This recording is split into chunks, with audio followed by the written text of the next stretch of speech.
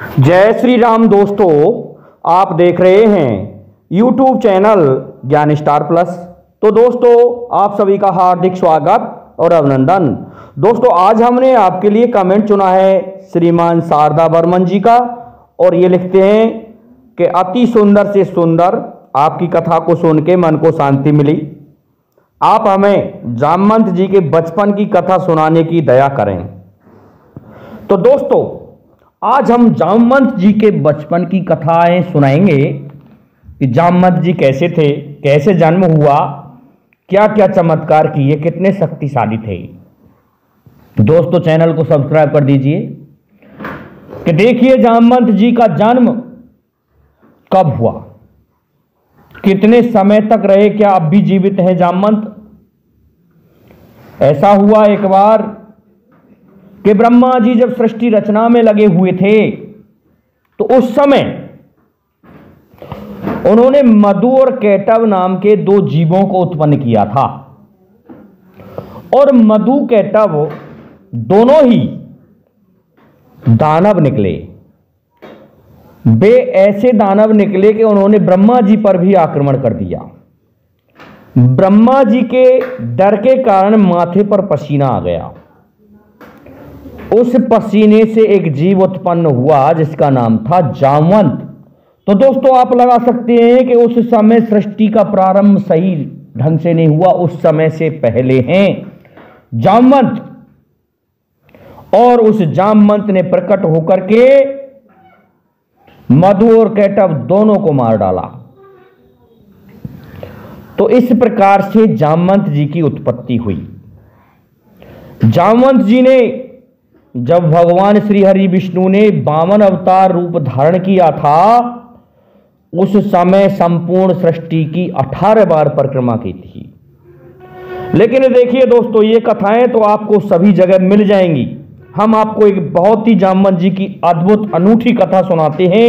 ये उन्होंने अपने मुख से उस समय कही थी जब सुंदरकांड में भगवान राम की सेना समुद्र तट पर खड़े होकर के सीता माता की सुध लेने के लिए तैयार हो रही थी, और उनमें कोई ऐसा योद्धा नहीं था जो मां सीता की सुध ला सके।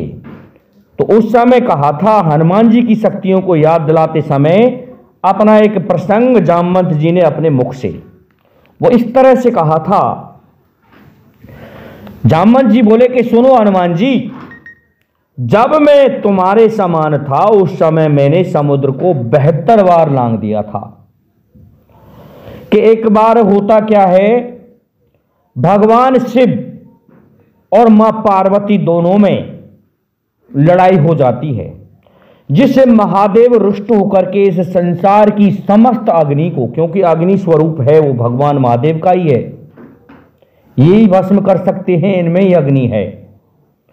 तो दोस्तों, भगवान शिव संपूर्ण अग्नि को अपने में समाहित करके और एक पर्वत पर बैठ जाते हैं समुद्र के दूसरी तरफ, और थोड़ी सी अग्नि अपने सामने धुएं में जल रही थी।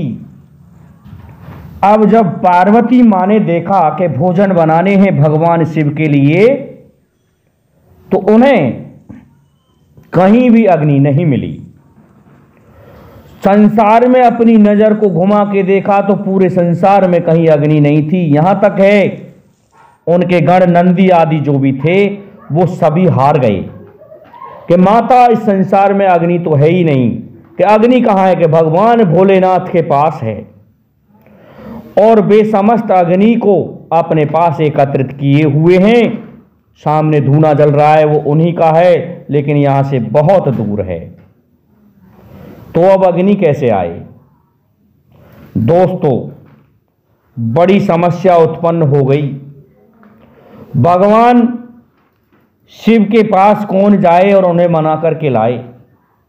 तो देखिए दोस्तों, भगवान शिव को मनाने के लिए माता पार्वती ने यह काम जामवंत जी को दिया कि आप उन्हें यहां बुला करके लाइए। तो जामवंत जी समुद्र को उलांघ करके गए, पहुंच गए भगवान भोलेनाथ के पास में। और जब भगवान भोलेनाथ के पास में पहुंचे तो कहने लगे कि आप मां पार्वती के पास चलिए, लेकिन भोलेनाथ कहने लगे कि पार्वती खुद मेरे पास आ जाए, मैं नहीं जा सकता। दोस्तों, परीक्षा हो रही थी जामवंत जी की। वापस माता पार्वती के पास आए, मां पार्वती ने भी जिद कर दिया। इस प्रकार से दोनों की बातों का संवाद उन्होंने एक दूसरे के पास 72 बार समुद्र को लांघ करके किया। जब दोनों नहीं माने तो जामवंत जी ने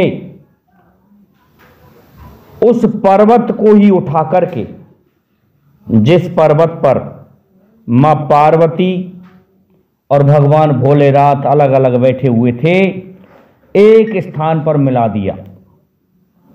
उस पर्वत को ही उठा लाए, दोनों पर्वतों को एक पास कर दिया। दोस्तों, उसी जगह का नाम कैलाश पड़ा है। तब दोनों प्रसन्न हुए और जामवंत जी को आशीर्वाद दिया। ये उनके उस समय की कहानी है जब वो जवान थे। इसके पश्चात देखिए, भगवान ब्रह्मा से उत्पन्न हुए जामवंत जी की कथा रामायण में ये इतने शक्तिशाली योद्धा, इनका नाम बहुत कम आता है, लेकिन इनकी बराबर कोई शक्तिशाली नहीं था। जब मेघनाथ ने समस्त रावण दल को अपने बाणों से नागपाश और ब्रह्मपाश में बांध लिया, केवल एक जामवंत ऐसे रहे थे जो बांध नहीं पाए थे,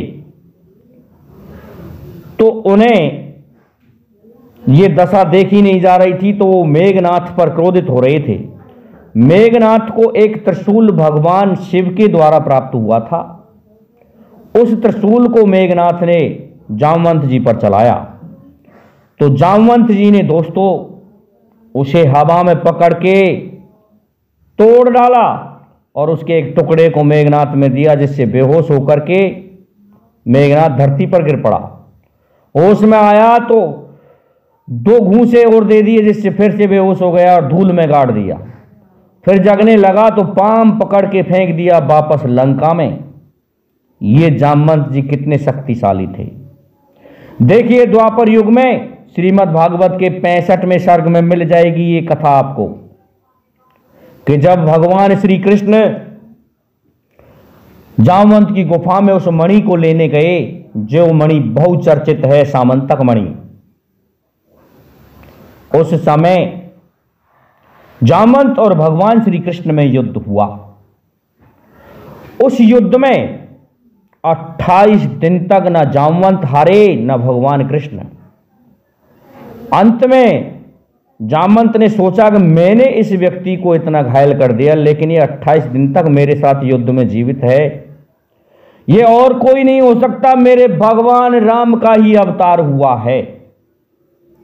ये जामवंत सोचने लगे, तो कहने लगे, हार करके गिर पड़ते हैं और हाथ जोड़ के कहने लगे, जामवंत जी कि आपने तो मुझसे कुछ और ही कहा था। कि क्या कहा था? कि मैं अवतार लूंगा, परंतु आप तो अपना नाम वसुदेव बता रहे हो। अरे, मेरे लिए तो मेरे राम ने ये कहा था मैं अवतार लूंगा तब मेरा कृष्ण अवतार होगा, तुम तो वासुदेव बता रहे हो अपना नाम। दोस्तों, कृष्ण भगवान ने भी चालाकी से काम लिया था, वासुदेव कहा था अपने आप को। तब भगवान कृष्ण ने कहा, जामवंत मेरे परम प्रिय भक्त, ऐसा है मैंने अवतार ले लिया है। जामवंत जी प्रसन्न हुए और उन्होंने उस मणि को भगवान कृष्ण को दे दिया। अपनी एक पुत्री थी जिसका नाम जामवंती था, उसको भी भगवान कृष्ण के लिए दे दिया।